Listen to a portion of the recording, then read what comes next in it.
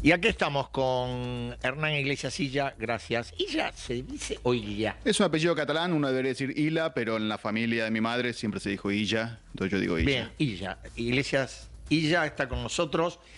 Lo dije antes, vamos a hablar de varias cosas, entre ellas del libro que sale ahora de Mauricio Macri sobre su padre y que se titula Franco. Pero antes de iniciar la charla vamos a contar un poco de Hernán, periodista, escritor, actualmente editor general de revista Seúl. Excelente revista en la web, ¿Sí? aclarar, que no la vayan a buscar al kiosco como no la van a encontrar. Licenciado en Comunicación Social, graduado de la Universidad Austral, autor de 4 libros: Golden Boys, Miami, American Sarmiento y Cambiamos. Golden Boys es sobre los mercados, Sobre los argentinos de Wall Street. los argentinos de Wall Street. Entre 2015 y 2019 fue subsecretario de Comunicación Estratégica en la jefatura de gabinete, es decir, hombre de la administración de Macri y de Juntos por el Cambio o Cambiemos. Gracias por estar. Por favor, gracias por la invitación. Vos sos un adelantado porque vos leíste un libro que yo no leí, me parece que la mayoría no ha leído, y también fuiste autor de un reportaje que yo he visto tramos, que yo no recuerdo haber visto al expresidente Macri hablando desde adentro de su intimidad, no desde la política, desde adentro de su intimidad. ¿Es así o es la impresión que me quedó a mí? Bueno, puede ser quizás porque nos conocemos hace tiempo, quizás porque sabía que íbamos a hablar de estos temas y no de otros. Pero él viene como rumiando el tema de la relación con el padre hace mucho tiempo. Y me parece que lo que se ve en el libro, que lo pude leer para hacer la entrevista, es que lo tiene muy trabajado, como se diría, muy analizado, ¿no? Entonces el Mucho libro, diván, ¿no? eso parece, digo. Y el libro conjuga algo. Él cuenta su admiración por su padre, su amor por su padre, y al mismo tiempo como el padre en un momento lo empezó a sabotear. Y eso igual no genera resentimiento, eso me parece valioso también. El libro no es resentido. Él estaba preocupado cuando me preguntó qué te pareció el libro. Le conté esto y me dice, ¿no te parece que hay un resentimiento, que lo critico demasiado? Le dije, no, la verdad que no. Queda muy claro que hay un amor de hijo muy importante y una elaboración bastante profunda, me parece, para un político y en general, me En parece. general, en una relación padre-hijo. Sí, sí, ¿no? sí. Sobre todo un padre tan carismático y potente y conocido como fue Franco Macri, ¿no? Escuchamos un tramito Dale. de lo que dijo.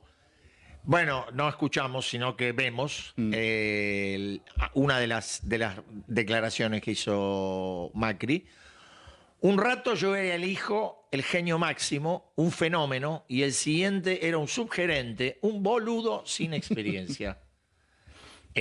Por eso te decía, me parece que ahí hay algo que viene muy de adentro, ¿no? Sí, y cuenta todos esos años en los que Franco amagaba con darle a Macri como más responsabilidad y después no podía soltar y le ponía comisarios políticos todo el tiempo, ¿no? Y él dijo también, creo, en el diálogo que vos tuviste con él, que en algún punto ese episodio policial, más que policial, sí, bueno, fue policial, Sí. porque el secuestro que él sufre a comienzos de los 90 fue como un golpe a la puerta de su conciencia para pensar qué camino tomaba, ¿no?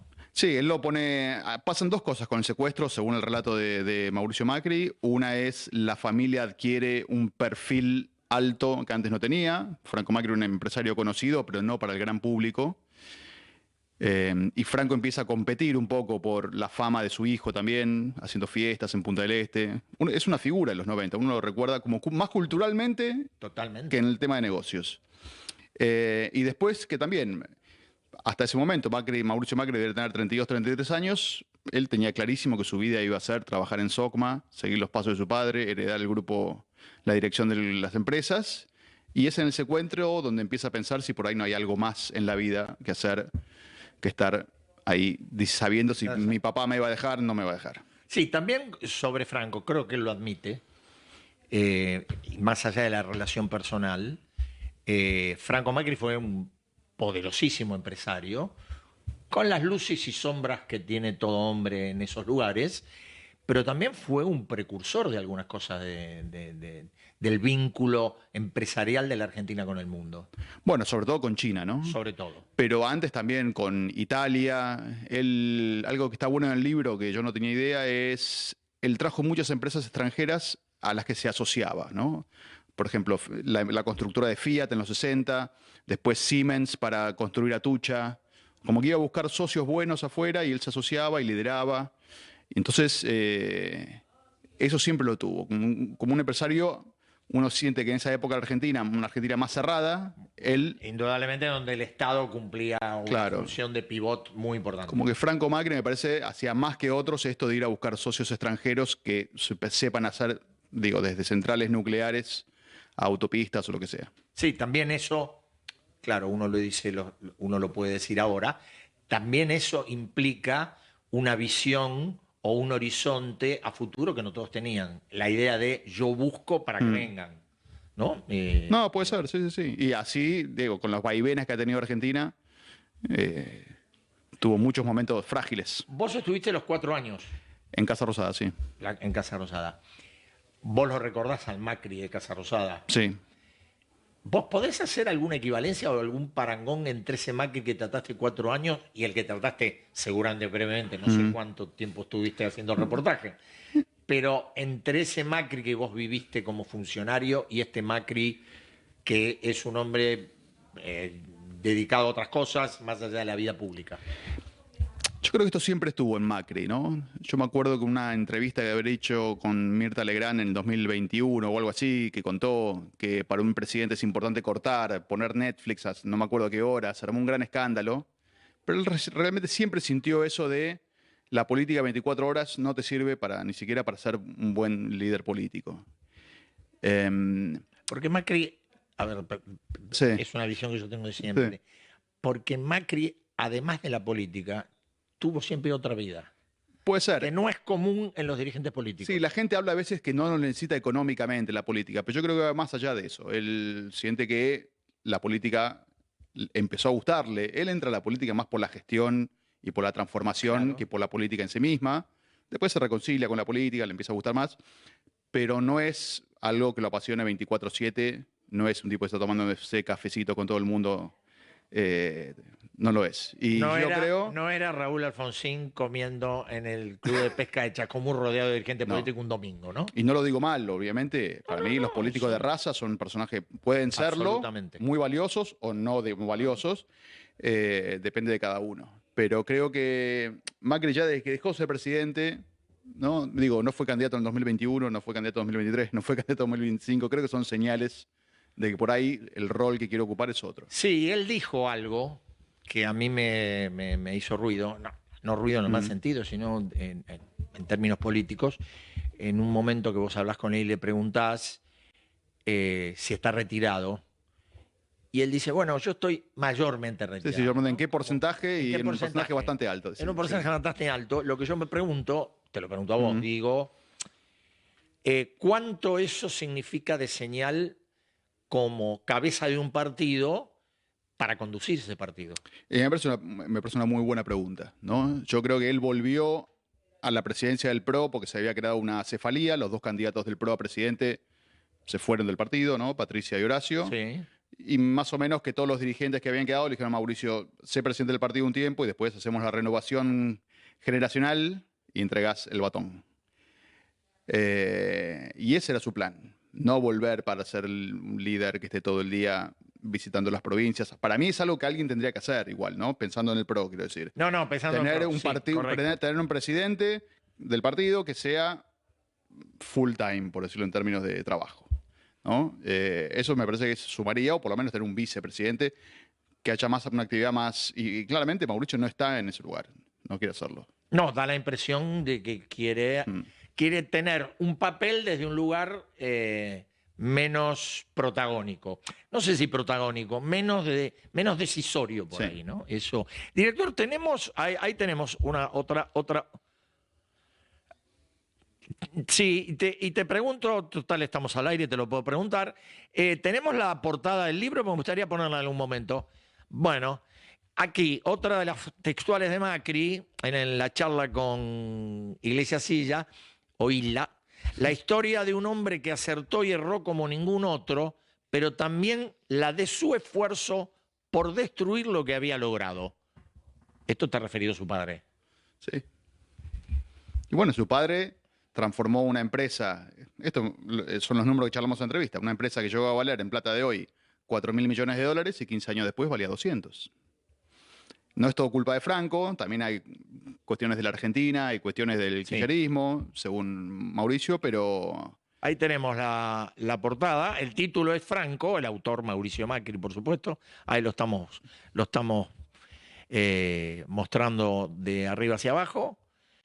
Y sí, perdóname, te corté. no, que hay, claramente hay una decadencia de SOCMA que está muy clara en el libro y en la entrevista, te decía, un grupo, era el grupo número 1 de la Argentina en 1990 y el grupo número 17 creo en el año 2000 y mucho más chico después ya 2005-2010.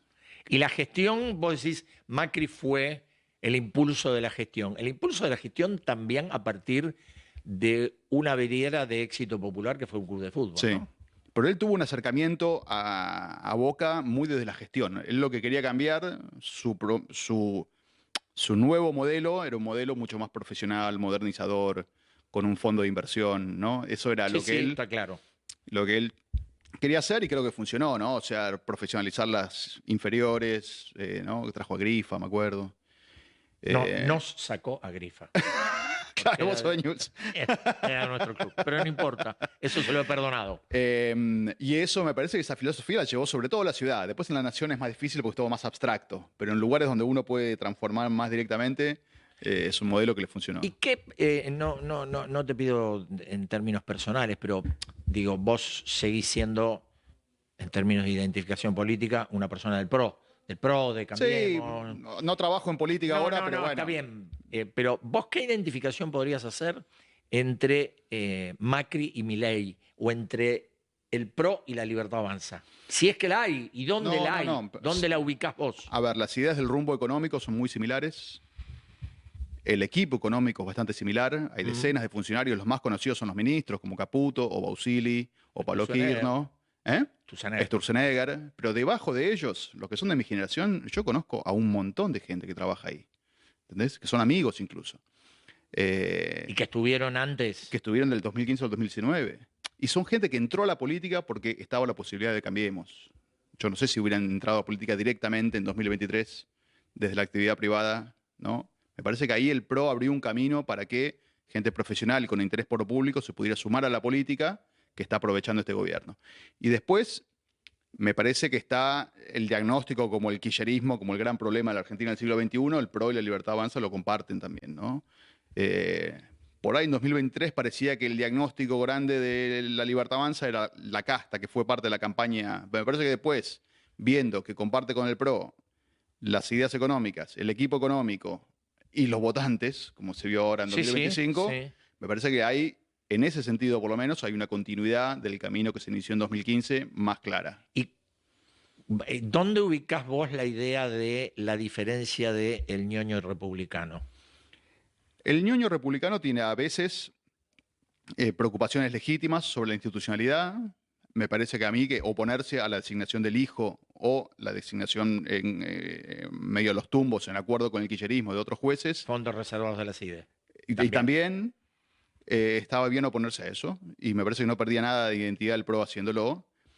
Después también yo creo que muchos ñoños republicanos, o como decimos a veces, Mabeles y Raúles, Sí. también les dolía cuando la Libertad Avanza se ponía muy dura con Macri o con el PRO, más que una cuestión de ideas, como una bronca por la insistencia, no tanto de Milei, sino a veces del circuito que opera a su alrededor, de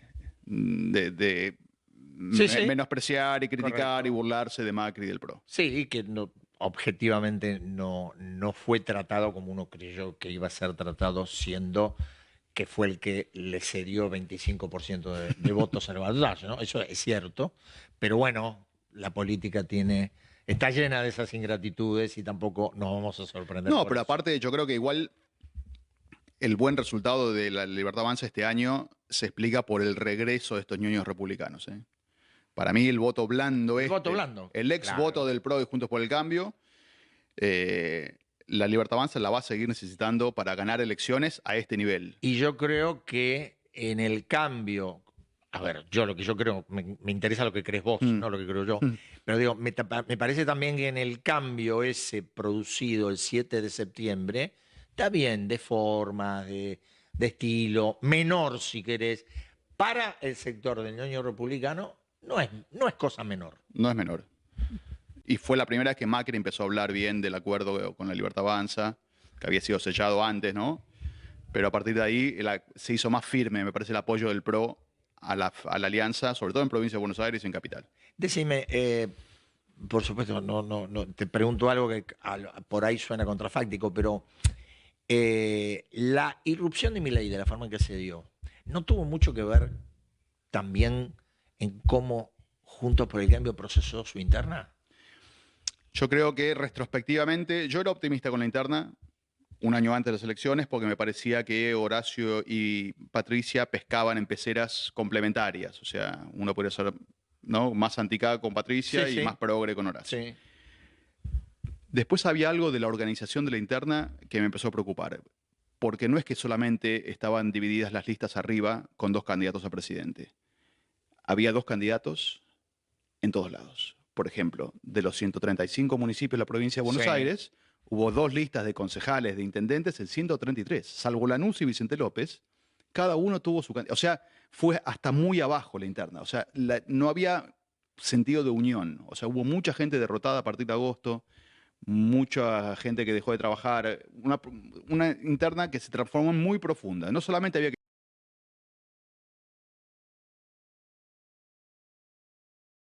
la mística de la campaña, la energía, los que perdieron en agosto no quisieron hacer nada más. Y además creo que para una coalición que va envejeciendo, porque obviamente la cantidad de años que uno lleva te obliga, por ejemplo, a repartir cargos entre sus socios, a premiar gente, Ujú. a que los líderes fundadores puedan decir yo quiero tantos candidatos, todas cosas más de la vieja política, le abrió un poco un frente a alguien que iba a decir yo soy el cambio de verdad. Ustedes dicen que son el cambio, yo soy el cambio de verdad. Y digo, Milei tampoco es que pasó por arriba en octubre de 2023, sacó 30 puntos No. contra 23. Pero Contra 23 y contra 37 de Massa, Sí. que no ganó por 3 puntos. por eso, ahí hubo una cantidad de gente, de ex votantes del PRO o de Juntos por el Cambio, que decidieron ir por un cambio más firme, más... digo, no es que estaban contra la casta, sino que decían, esta vez sí le quiero ganar al kirchnerismo. Para el voto PRO, la herida, el que no está afectivamente relacionado con esto no entiende lo que fue el 11 de agosto de 2019 para mucha gente. Claro. ¿no? Esta cosa, la paso de 2019, es como una Sí, herida correcto. que se mantiene muy viva todavía y yo creo que fue un determinante ahora, el 26 de octubre. Y entonces, como que votando a Milei sintieron que era alguien que iba a combatir más directamente al kirchnerismo de lo que podía hacer Juntos por el Cambio. Hernán, te agradezco muchísimo la charla. Seguramente nos vamos a volver a encontrar. Muy amable. No, gracias a ustedes. Nosotros nos estamos despidiendo de la edición de Datos de hoy. Gracias a todos, buenas noches y nos vemos. Chau.